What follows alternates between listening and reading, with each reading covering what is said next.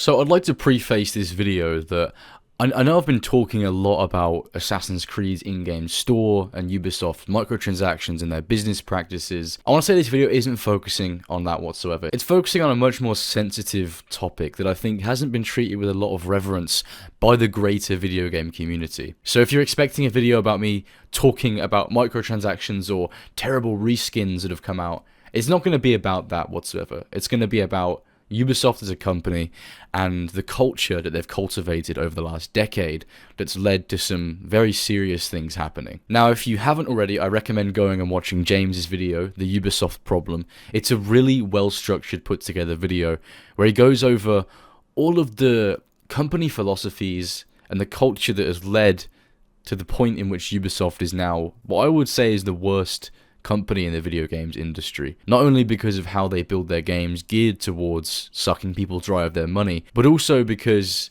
they don't care about the people that develop their games, and the employees that work for them have suffered all forms of abuse. You may not be familiar with this, but last year, Ubisoft had a lot of allegations towards many of people in positions of power. Sexual misconduct allegations, which is obviously a very serious topic. There was an internal survey conducted that confirmed that 1/4, 25% of Ubisoft employees had experienced or witnessed workplace misconduct. And that's a massive sample. Ubisoft is a huge company. 25% of 14,000 people.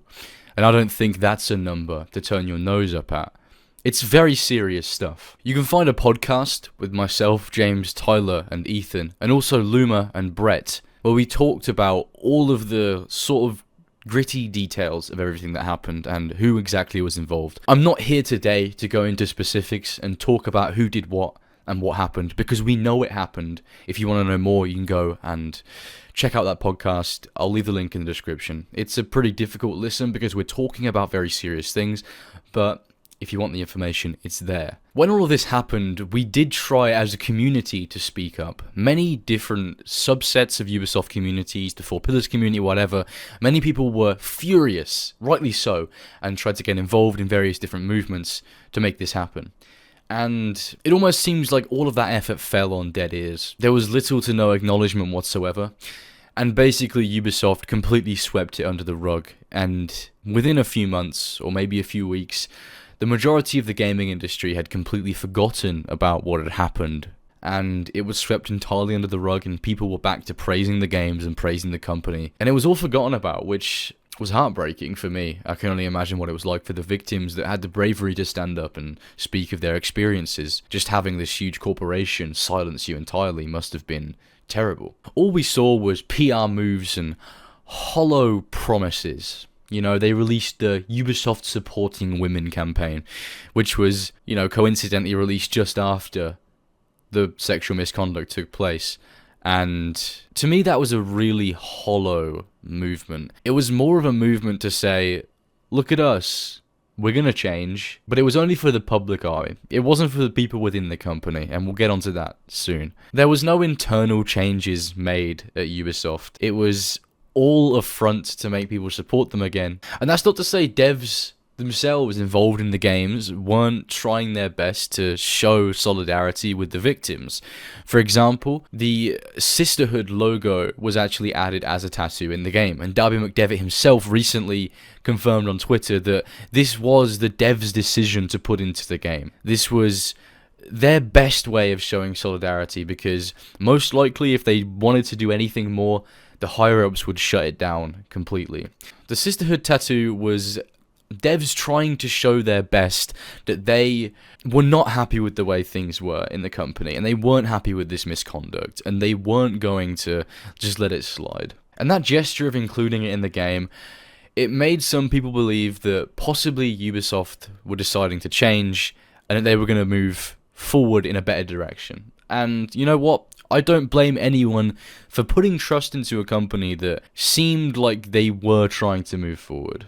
But as we all know now, it was a farce. it was merely a PR move to get people back on their side again, which is something that Ubisoft are incredibly good at doing. They are very forward-thinking in the sense that they've always interacted with the community in one way or another. They have Ubisoft-style players. They have the Mentors Guild. You know, they really do interact with the community. And so that means they're also very good at manipulating the community as well. They know the types of things that will get people back on their side again. And this Ubisoft women movement and the inclusion of the sisterhood and them endorsing the sisterhood was seen as a positive step in the right direction. And you know what? People believe them, and that's fine. You know, it's when companies make this much effort to show that they're changing, you would expect them to change. But as we know now, that hasn't happened at all. If you didn't know, there has been a new investigation into Ubisoft following all of the stuff that happened last year. And I'm going to read a few of the most shocking statements from this article right now that has come from, you know, higher-ups in Ubisoft, people within the HR department, and also stuff that people have just investigated on within the company and found some very shocking details. The director of HR at Ubisoft stepped down following the accusations alongside other Ubisoft executives in July 2020, and she's only just left the company. Is being replaced by Anika Grant, who previously spent 3 years working at Uber. Ubisoft also previously appointed Rashi Sikka as VP of the Global Diversity and Inclusion, who also came from Uber. It's kind of irrelevant they came from Uber, to be honest. But an elected representative from Ubisoft's Social and Economic Committee said they don't expect anything to come out of these appointments, as the HR staff who covered the harassment issues are still in position. So the people that covered for this harassment and workplace misconduct are still in positions of power within the company and still have the power to cover further accusations and allegations towards the company. It's in the company's best interest to swipe this stuff under the rug, and if they did it before, what gives us any reason they're not going to try again? What's even more shocking is that some of the men at the heart of the harassment accusations are also still in their jobs. People in positions of power at Ubisoft. People who have been accused of harassment by a dozen employees. It says that a union representative said management is protecting him. Someone else from Ubisoft Singapore, director Hughes Ricord, has stepped down in November, but still works at Ubisoft in a different role according to his LinkedIn profile. So it seems to me like the higher-ups at Ubisoft are just kind of trying their hardest to sweep all of this under the rug, and that nothing has changed since July last year, even though they said they were going to put in all of these new things to combat what's happening. Imagine for a second working in Ubisoft and you undergo some of this sexual misconduct or harassment within the workplace, and instead of getting the justice that you deserve and having these people held accountable, they're just shifted to a different part of the business and remain being able to work comfortably and happily. That doesn't sit right with me whatsoever. It's disgusting, to say the least. What's worse is that even more harassment cases have been reported since December 2020, and they were completely sidelined. Nothing's happened. Nothing at all. We're still in the same exact situation that we were in July 2020, although only this time less people know about it, which is very dangerous. That brings me to my point earlier that Ubisoft are very good at manipulating the industry so that nobody finds out about this stuff. Now, this is a really, really telling piece of text from the article. It says, "We perceive a desire from management to leave the crisis from summer 2020 behind, as it represents a risk for the group's durability." So they're basically saying, we want to sweep it all under the rug and leave it behind because it'll be bad for us as a company. That's basically what they're saying there. It's worded in a very corporate way to sound not so inflammatory, but that's pretty much what they're saying here, which I think is awful. This is a company that needs to be held accountable. The people involved need to be held accountable. And most importantly, those in charge need to be held accountable for sweeping this under the rug and knowing that they were trying to minimize the damage towards the company, opposed to compensating the employees that went through this shit in the first place. It's just, I'm finding it hard to find the words to describe how surreal it is that people who have been accused of these terrible things by many, many, many people still are in positions of power and are actually being defended by HR and the higher-ups of Ubisoft. It's It's baffling to me. And the fact that nobody is speaking about this whatsoever, bar people involved in Ubisoft subgroups and stuff like that, it's even more scary. There's been reports of people who suffered abuse or harassment within the company had to go on a lovely leisurely walk with their abuser so that their abuser could apologize to them. That's not the justice I think they deserve. Well, they have to be a little bit humiliated walking alongside those they wronged and apologizing to them. That's the only comeuppance they get.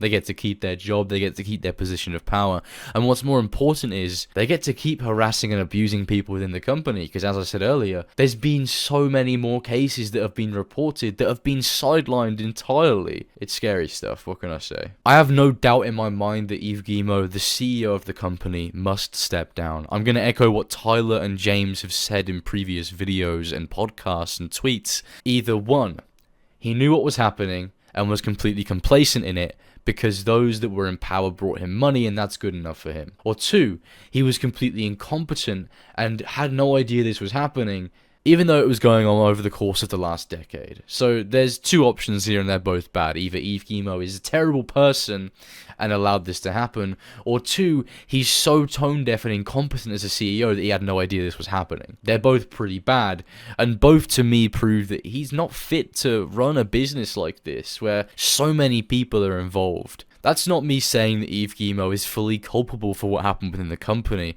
but it does demonstrate that he's not fit to be CEO if he can't deal with things that are happening internally with his company. Not to mention that he can't even address it after it's come to light. Have you guys seen anything of Yves Guillemot going, you know what, this has happened, I wasn't aware of this, but we're going to try and make massive changes? No, it's just PR moves like Ubisoft supporting women. What's even worse is that during the period of time that this was very big on the internet and it was coming out for the first time in July last year, a lot of people were talking about it and covering it. It became a pretty relatively big thing. I made my videos on it, I know James and Ethan, and everyone talked about it in their own way. But it very quickly got silenced.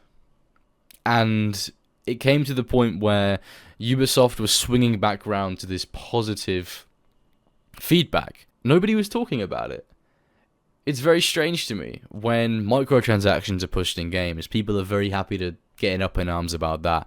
When loot boxes are pushed, when the next DLC for your favorite MMO is terrible, people will make videos on that straight away. Hell, Jason Schreier, he's always talking about when CD Projekt Red were overworking their people and, you know, there was workplace misconduct happening in that regard where people were being overworked. He would lose sleep over that and make massive tweet threads talking about how terrible it is. And yet when there's people being hurt within Ubisoft, 14,000 people witnessing or experiencing misconduct within the workplace, it's complete radio silence from everyone. That just doesn't sit right with me. Shame on the industry for not caring about this and not pursuing it. It seems like there's a very, very small amount of people actually talking about this and trying to hold Ubisoft accountable on a large scale. And it's not enough people. Hell, even on Alana Pierce and Troy Baker's podcast, they were defending Ubisoft on reusing assets. They were saying that's just what happens in the video game industry. So they're happy to support Ubisoft when it comes to them reskinning stuff and defending them, going, oh, that's just practices, bro. They're just fucking doing what all devs do. But when actual serious issues come out about the company, they don't want to speak about it at all. It's very strange to me.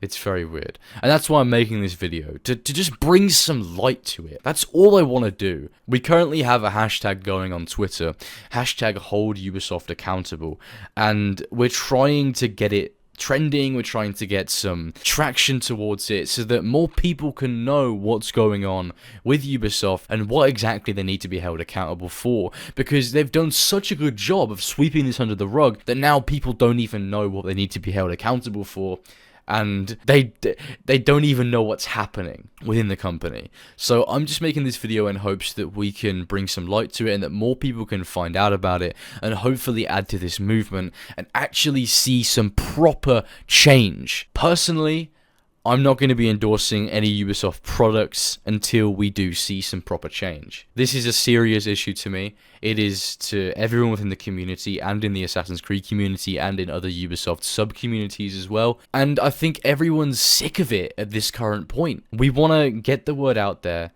that Ubisoft is not a good company. They don't have your best interest in heart, and they don't even have the best interest of their employees at heart. All they care about is making money and pulling the wool over your eyes. That's literally it. So I would urge you guys to not buy Ubisoft products until we see drastic change. The only thing the company responds to is a fall in profit. We have to do it. You know, I know there's a lot of people out there that really love Assassin's Creed, and they'll be like, oh, it's gonna hurt the developers if you do this, but one, the developers are still going to get a paycheck from all of the sales that Assassin's Creed Valhalla got. They probably already have gotten a decent paycheck from it. But even if it did hurt the developers, I think that's a small price to pay for the actual serious issues that are going on now. I think the priority of people getting money is it's prioritized far too much over the victims. That's what it's all about. I just want there to be some form of justice, some form of change, so this doesn't happen again. And that's why I'm making this video. So please use on Twitter hashtag hold Ubisoft accountable. Even if you think your retweet or your tweet isn't going to make a difference, adding to that hashtag and adding to the amount of tweets that are using that hashtag, that's important. That's really important, because it just means that more people will be able to see it. They click on the hashtag, they go, what does Ubisoft need to be held accountable for? They click on the hashtag, and then all of the information is there, and they can boycott the company accordingly. I want to end the video saying that we all need to unite together. All of us need to unite together as one to have our voice be heard in this situation once and for all. I don't want the same situation happening as last time, where everything was swept under the rug and everything was happy for Ubisoft. I want to put pressure on the higher-ups, I want to put pressure on the company name, and I want to put pressure on their profits as well. I won't be streaming the Wrath of the Druids DLC. I said I was going to, but I won't, because that's endorsing their product, and to be honest, I don't want to give them more customers. I'm sick of it at this point. I want there to be change in the company, and until there is, I will not be talking about Assassin's Creed, or making videos on it, or streaming it, or anything like that, because that just, I feel like it would be very tone deaf of me to release this video and then do that. I hope you guys understand where I'm coming from. I hope you guys understand I'm not shitting on the devs of Assassin's Creed or whatever game. I'm shitting on the higher-ups, I'm shitting on the company, I'm shitting on the culture where they allowed women to be sexually harassed and devalued within the company. So yeah, that's all I can say. Use hashtag hold Ubisoft accountable, share this video, share tweets regarding it, and that's it from me. I'll see you guys in the next one. Take care, everyone. Goodbye.